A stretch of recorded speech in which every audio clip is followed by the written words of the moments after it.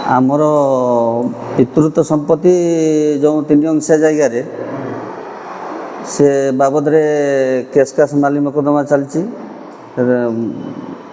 କୋର୍ଟରେ ଚାଲିଛି। କୋର୍ଟ ମାମଲା କୋର୍ଟ ପାଖରେ। ସେ ଜାଗାରେ ଯିଏ ଅଛନ୍ତି ସେ ମୁଁ ଘର ନଥିବା ଉପସ୍ଥିତିରେ ମୁଁ ହେଲି ଗରିବ ଶ୍ରେଣୀର ଲୋକ, କାମ ଧନ୍ଦା କରିକି ଚଳିବା କଥା, ପେଟ ପାଟ ଚଳିବା କଥା। ତେଣୁ ମୁଁ ନଥିବା ଉପସ୍ଥିତିରେ ମୋ ସ୍ତ୍ରୀ ଆଗରେ ଲେଙ୍ଗଳା ହୋଇକି ହଲେଇବ ଏବଂ ତାକୁ ଅଶ୍ଳୀଳ ଭାଷାରେ ଗାଳି ଗୁଲଜ କରିବ ଏବଂ ତାକୁ ଡାକିବ। ଏଇଭଳିଆ ସିଏ ସେଠି ଏଇଭଳିଆ କରୁଛି। ତାପରେ ଏଇଟା ଥରେ ନୁହେଁ, ଏଇଟା 2-3 ଥର ହେଇଗଲାଣି। ତାପରେ ମୁଁ ନ୍ୟାୟ ଚାହେଁ, ମୁଁ ନ୍ୟାୟ ଚାହୁଁଛି। ତେଣୁ ସେଇ ଅଶ୍ଳୀଳ ଭିଡ଼ିଓ ଯେଉଁ ଭାଇରାଲ୍ ହେଇଛି ସେଇ ହେଉଛି ଅଶ୍ଳୀଳ ଭିଡ଼ିଓ, ସେଇଟା ହିଁ ହେଉଛି ତା'ର କାରଣ।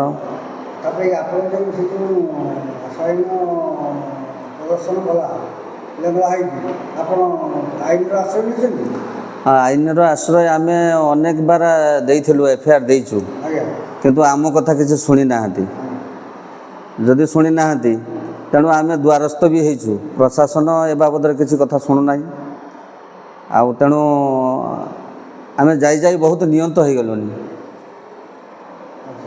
ଥାନାକୁ ଯାଇ ଫାଣ୍ଡି ଯାଇ ଆମେ ବହୁତ ନିୟନ୍ତ ହେଇଗଲୁଣି। ତେଣୁ ଆମ କଥା କିଛି ଶୁଣୁନାହାନ୍ତି। ଓଲଟା ସେମାନଙ୍କ କଥାରେ କରାୟିତ ହୋଇକି ତାଙ୍କ କଥାର ଇଏ ହେଇକି କାର୍ଯ୍ୟ କରୁଛନ୍ତି। ଲକ୍ଷ୍ମୀକାନ୍ତ ଦାସ, ଘର ବେଣାପରା, ରାଜଘାଟ, PS ବସ୍ତା। ସାମ୍ବାଦିକ ସମ୍ମିଳନୀର ଆଭିମୁଖ୍ୟ ଏହିକି ଯେ ଆମର ଯେଉଁ ଜମି ଜମା 3 ଅଂଶିଆ ଜାଗା, ମୋ କକା ସେ ଜାଗାଟାକୁ ଲିଖିତ ଆକାରରେ ଜଣକୁ ବିକ୍ରି କରିଦେଇଛନ୍ତି ଆମକୁ, ବିନା ପରାମର୍ଶରେ। ତେଣୁ ସେ ଯେତେବେଳେ ଆମେ ପଚାରିଲୁ ସେ ବିଭିନ୍ନ ଅଶ୍ଳୀଳ ଭାଷା ଗାଳି ଗୁଲଜ କଲେ, ଆମକୁ ବିଭିନ୍ନ ପ୍ରକାର ଧମକ ଚମକ ଦେଲେ। ସେ ବାବଦରେ କୋର୍ଟରେ ଆମେ କେସ୍ କରିଥିଲୁ। କେସ୍ କରିବା ହେତୁ ସେ ଜାଗାରେ ଷ୍ଟେ ହେଇଛି। ସେ ଜାଗା ଷ୍ଟେ ହେଲା ପରେ ସେ ଜାଗାରେ ଜବରଦସ୍ତି ଘର କରିଲେ ମଧ୍ୟ ତାକୁ ବି ଆମେ ପ୍ରତିବାଦ କଲୁ। ପ୍ରତିବାଦ କରିବା ସଙ୍ଗେ ସଙ୍ଗେ ଏବଂ FIR ନେଇକି ଥାନା ଫାଣ୍ଡିରେ ବି ମଧ୍ୟ ଦେଲୁ। ତାପରେ ଆପଣଙ୍କର ଗ୍ରିଭିନ୍ସରେ ବି ମଧ୍ୟ ଦେଇଛୁ ଏ ବାବଦରେ। ତେଣୁ ଚାରିଆଡ଼େ ଆମେ ଦେଇଦୁଆକି ଆମେ ପୁରା ନିୟନ୍ତ ହେଇଗଲୁଣି। ଆମ କଥା କେହି ବୁଝିଲେନି। ତାପରେ ମୋ କାମ ମୁଁ ହେଉଛି ମାନେ ନିତିଦିନିଆ ମଜୁରିଆ। ମୁଁ କାମ କରତେ ପଳିଯାଏ, ସକାଳେ ଯାଏ ସନ୍ଧ୍ୟାରେ ଆସେ। ଆସିଲା ପରେ ତାପରେ ମୋ ସ୍ତ୍ରୀ ମୋତେ କୁହନ୍ତି ସେ ପିଲା ଆସିକି ଏଠି ଯେ ପିଲା ରହୁଛି ଲେଙ୍ଗଳା ହେଇକି ଆଉ ଅଶ୍ଳୀଳ ଭାଷାରେ ଗାଳି ଗୁଲଜ କରୁଛି ଏବଂ ବିଭିନ୍ନ ପ୍ରକାର ଭାଷା, ସେ ଭାଷା କହିବାକୁ କହିଲେ ବି ମାନେ କାନ ଶୁଣିବନି, ମାନେ ଏମିତି ଭାଷା ସେ କହୁଛି। ତାପରେ ଥରେ ନୁହେଁ 2 ଥର ନୁହେଁ, ଏମିତି 3-4 ଥର ଏ ବାବଦରେ ସେ ଇଏ ହେଇଗଲାନି, ମାନେ ନେଙ୍ଗଳା ହେଇକି ଏମିତି କରୁଛି ସେ। ତାପରେ ମଧ୍ୟ ତାକୁ ଡାକୁଛି। ଆଉ ତାପରେ ସେ ବାବଦରେ ମୁଁ ବି ମଧ୍ୟ ପ୍ରଶାସନକୁ ଏ ବାବଦରେ ବି ଜଣେଇଛି। ଜଣେଇଲା ଫଳରେ ବି ପ୍ରଶାସନ ଏ ବାବଦରେ ବି କିଛି ପଦକ୍ଷେପ ନେଇନାହିଁ। ତେଣୁ ଯଦି ଏ ବାବଦରେ କିଛି ପଦକ୍ଷେପ ନ ନେବେ, ଯଦି ପ୍ରଶାସନ କିଛି ଯଦି ନ ଶୁଣିବେ, ତାହେଲେ ଆମେ ବାଧ୍ୟ ହୋଇ ଥାନା ଆଗରେ ଆମେ ଆତ୍ମହତ୍ୟା ଦେବୁ, ଆମେ ଜୀବନ ହରାଇବୁ। ମିଠୁ ଦାସ, ମୋ ସ୍ୱାମୀ ନାଁ ହେଉଛି ଲକ୍ଷ୍ମୀକାନ୍ତ ଦାସ। ଆଜି ଯେଉଁ ସାମ୍ବାଦିକ ସମ୍ମିଳନୀ କ'ଣ ତାର?